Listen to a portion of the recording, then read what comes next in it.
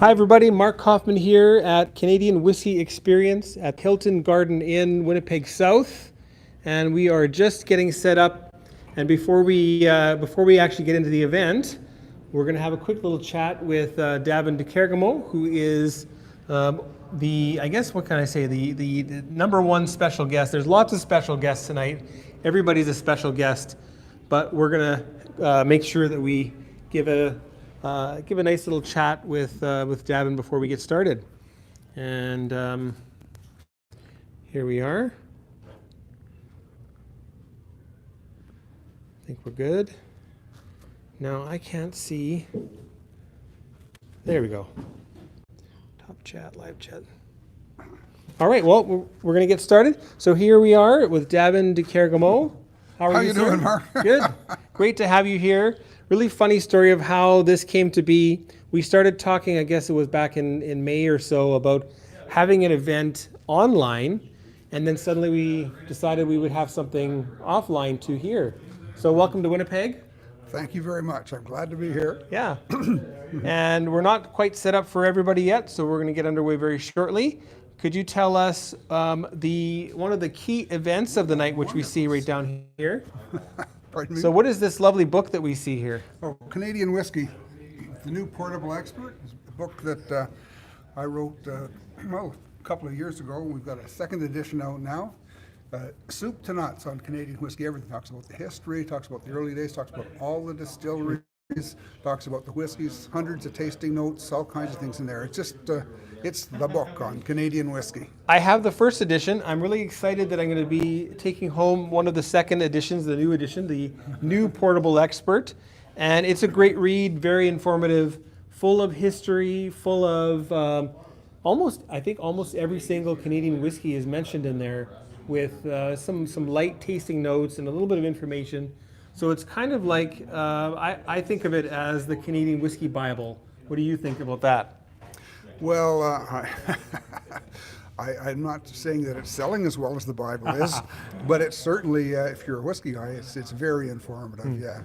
Well, you know what? It really applies to all kinds of whiskey, because I talk about how whiskey is made, right. Talk about the grains, the water, the yeast, things like this, how it comes together, how it matures in barrels. The first third of the book really applies to Scotch or bourbon or any kind of whiskey at all. Yes, right. But then I get specifically into Canadian whiskey and talking about the different distillers and the different brands, the different methods and things like that. So yeah, it's pretty complete. And I think most people don't really know exactly what whiskey is. They don't understand the link to whiskey and grains, the link between whiskey and beer, for example. And we have a hello from Gregoire from Greg's Whiskey Guide and Eric Waite. These are very, what can I call them? Very avid, very popular bloggers and vloggers.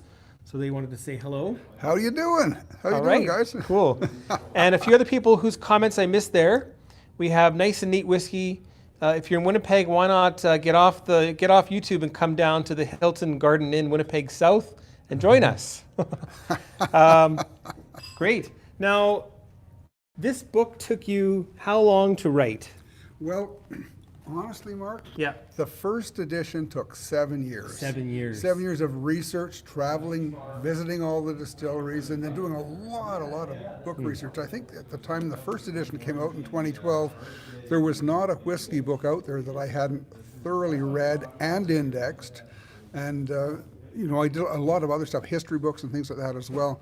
So it took about 7 years to put that first one together. In fact, I started just writing, and I wasn't really writing a book, but my daughter said, "Hey, Dad, you're writing a book," and next thing you know, there it was. Amazing. Yeah, the second edition took about a year to revise updates, it right? and update it and things like that. Yes, so quite a few chapters completely rewritten, but so Great. yeah, it's a lot of work. People have no concept how much work goes into writing a book, but it just takes forever. Now, I think everyone should grab a copy of Canadian Whiskey, the new portable expert. And I believe there's going to be something new coming next year. That'll be when, roughly? Well, in March, putting out a new book. It's the definitive guide to Canadian distilleries. Mark had written that with Blair Phillips, the co-authors on that. And we've got about 250 distilleries in there, all the little distilleries that have come up, you know, and so it's pretty complete again. Of course, you know, they're coming up so quick it'll be so messy by the time it's out, but yeah. And I just finished correcting the proofs, put them in the mail yesterday. So dare I call it the Book of Davin? The Book of The Blair and Gospel? Davin. The Gospel according to Davin? The Gospel according to, yeah. Great. Now, some other things that people don't know is you also have a very influential website called CanadianWhiskey.org. How long has that been in existence for? Well, CanadianWhiskey.org came online in 2010. 2010. 2010, so it's been 9 years. 9 now. years. Yeah. And a new website which just launched today is CanadianDistilleries.com. Oh, that's awesome. CanadianDistilleries.com. And I've just have seen it for like 15 seconds. I didn't put it up, somebody else did, but cool. it's coming on. I see it's got 3 pictures of me, so we're going to make a change and delete 2 of those photos. But anyway. That's great. Now, 2 more things. What about the Canadian Whiskey Awards? Is Yeah. this another one of your babies? Yeah, the Canadian Whiskey Awards were, I founded those, and we did the first Canadian Whiskey Awards in 2010. And this will be our 10th anniversary this year in Victoria. Amazing. It's pretty competitive, and it's really cool because we get it's all judged blind. The judges have no concept what they're tasting. That's important. And they judge in their own tasting environments. We mail the whiskeys out to them. That way, they're not talking between each other and influencing each other, and they taste in the comfort of their own homes. So there'll be well over 100 whiskeys entered, and we whittle it down. They send in their scores. We do the average scores, and the winners are chosen by the average scores on the. That's great. Yeah, so it's really. Was that method influenced by a global group that you have some ties with? Malt Maniacs? Malt Maniacs? Yeah, I patterned it exactly after the Malt Maniacs Awards, yeah. I think that's probably the least biased and most believable, trustable, trustworthy whiskey awards that there are. So it's nice to know that Canadian Whiskey Awards are as stringent, so that's really great. Now, last comment that I think a lot of people want to know who are getting into Canadian whiskey, and that is, we'll just talk very briefly, since you're not a producer, the 9.09 rule, which, by the way, is 1 out of 11. So 1 out of 11 is 9.09, so that's 11 barrels in total, one of which, the Canadian rules are, can be something different. Now, can it be orange juice? No, sir, No. it cannot. It must be mature spirits or wine.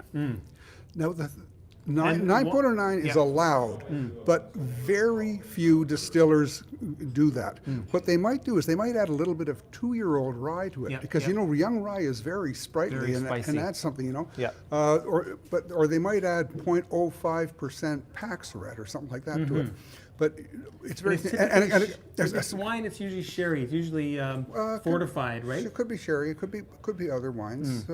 A company like Black Velvet, for instance, they will use the 9.09, add a small amount of wine for the whiskey that's going to the States, because they get a huge tax break if they use American wine in that. Right. The Black Velvet you buy in Canada has none of that. They don't put anything in but pure, but not 100% whiskey. And most distillers in Canada don't use the 9.09, or they may add a smidgen, but they never get as high as that. There's only really one distillery that really goes up that high. You know. I think Alberta Distillers does something called Dark Horse that's uses a little bit of sherry wine. Dark Horse was a whiskey that was a blend of Canadian whiskey. And it included up to the full 9.09. It was American bourbon and a small amount of sherry added to that. So that's an example of one that did. Now that wasn't Alberta Distillers. It comes from Alberta Distillers, but that was a Beam Suntory decision to do that.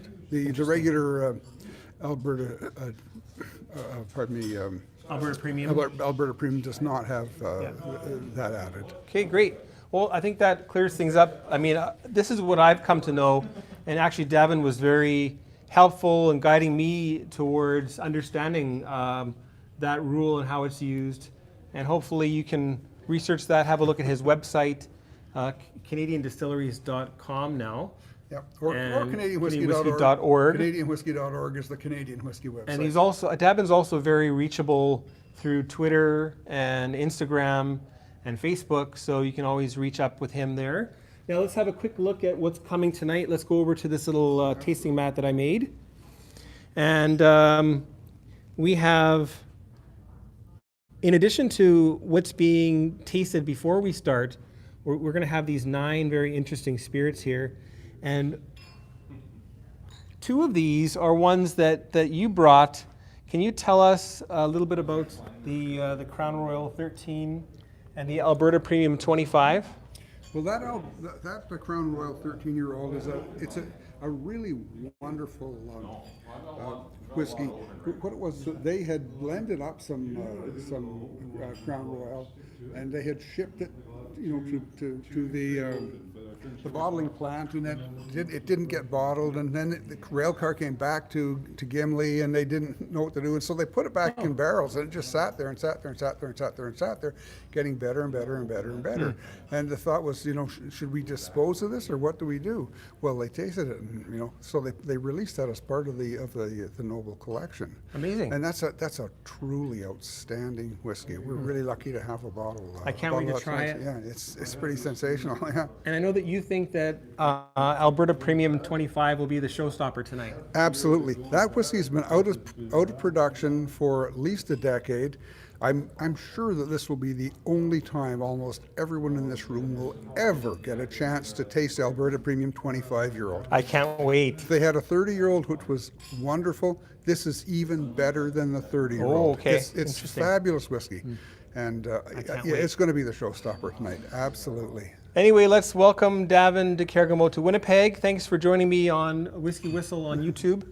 And I'll try to catch up again towards the end of the night, and we'll maybe have another couple minutes online together with a few of the other great people that are here. And maybe I'll just go show people show everybody the other people that are here. Davin, thanks very much. My pleasure. Thanks, Mark. Thanks for having me. Great. All right, and we also have my wife who's here. Say hello. Hi. And my father came too. Hi. And from the Winnipeg Whiskey Club, we have John Marcello, who's helping to pour. evening. Thanks for coming. And James Burton. Good day. You can find him on Instagram as Jimmy Drummond. And from Corby Wine and Spirits, we have Andre Trudel. Say hello. Hello. And Andre, just a quick note. I'm really happy that you're here, and you brought something extremely amazing that I'm really looking forward to trying, and that's Weiser's 35. And it's delicious. I haven't tried it yet, so I'm really, really excited. How quickly has that sold? Relatively quickly. I mean, it depends on the market. It's obviously Manitoba market a little bit softer than, say, like Ontario. Well, it's quite expensive. For a Canadian whiskey. For a Canadian whiskey, Yeah. but for a 35-year-old whiskey, it's a bargain. It's a bargain for $200. Yeah. So, and it's also 50% ABV. it is, yeah. Which is incredible. It's a little bit like not quite cask strength, but it's up there. So it's delicious, super smooth. Yeah, Really looking you guys forward got to to get down and try something. Can you walk over to your corner here for a minute? We also have a few other cool things coming tonight here at the Canadian Whisky Xperience. And I'll just get those labels forward here. All right. So we have the very cool alumni series from Weiser's. And these are all one-offs. So they're all unique. Yeah, each this is in a set of 6. We actually have, this is the second wave that just came out. The next wave should be out in the new year, Okay. early new year. We also have, I don't know if this is propriety, but like a captain series and a goaltending series and stuff. Oh, so great. we're working closely with the alumni and make it. They come up, honestly, they come down to the distillery and at our Hiram Walker distillery and So get the to players play. are involved in the process. Oh yeah, Oh, that's this amazing. is 100%. So I That's mean, if amazing. you look at our Instagram or jpwisers.com, anything like that, you can see pictures of the old players, and who doesn't want to make their own whiskey. And the really thing cool about each of these is they're actually formulated to resemble some of their playing styles. So whether it be bold and agile or smooth and finesse, and then each one kind of has a certain couple traits to them, whether it be the amount of barrels and the age combined is how many goals one of them got in the game, or some of the other stuff is their jersey number, the ABV is reflective of that, and stuff like that. So just Very a little cool twist to play with. I think everybody's really excited. Now, as a Winnipegger, I have to ask you, actually, that's yours. I have to ask you, is Dale Howardchuk involved in this? He is not at the moment. We've looked at doing a Manitoba exclusive release, so we haven't got that done yet. Okay. But we do have a Manitoba exclusive release coming out in the next few months. So look forward to that. Okay, great, awesome. Well, thanks for the chat. Let's say goodbye to Andre Trudel, and we'll say another quick hello over here to Jacob Weeb from Shelter Point. Hi. Say hello. Hi. Welcome to Manitoba and Winnipeg. Yes. Thank you for coming here. And I picked one whiskey tonight as part of our table selection. That was the Pinot Noir cask. Yeah. How much do you love that? That is my favorite whiskey that we have out in the market right now. Awesome. Yeah.